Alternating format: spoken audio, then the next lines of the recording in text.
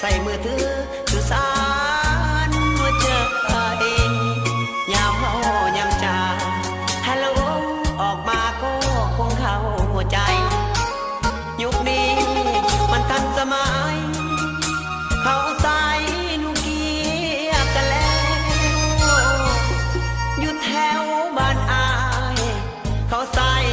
แต่ซองจดหมายสื่อสารหัวใจใส่ปากกาเขียนลงเบาๆบ่มีเงินซื้อมือถือดอกแถวบ้านเฮามาเห็นเขาปากเขาว้าวบ่น้ำเขาว่าเว้ายังแน่ตาแลลำจงมองเบิ่งเขาเว้ากันฮอปานใดขึ้นสวรรค์เจ้าอย่าล้อกันปากหวานยินอ้อยจักเว้าอีหยังเสียงดังบ่มีสิคอยอายเห็นแล้วมันใจน้อยคนที่คอยมือถือซื้อไตเจ้า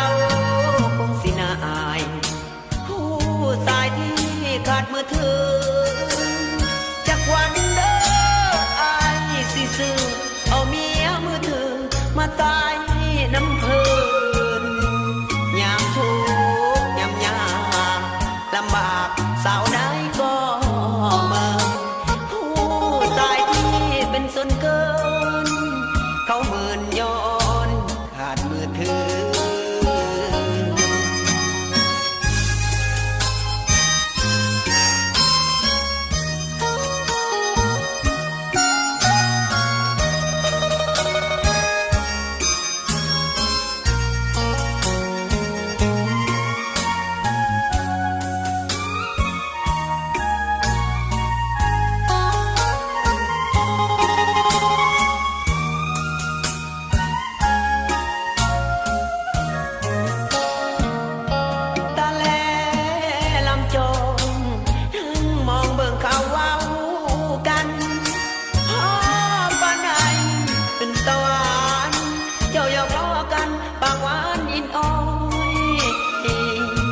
จักเว้า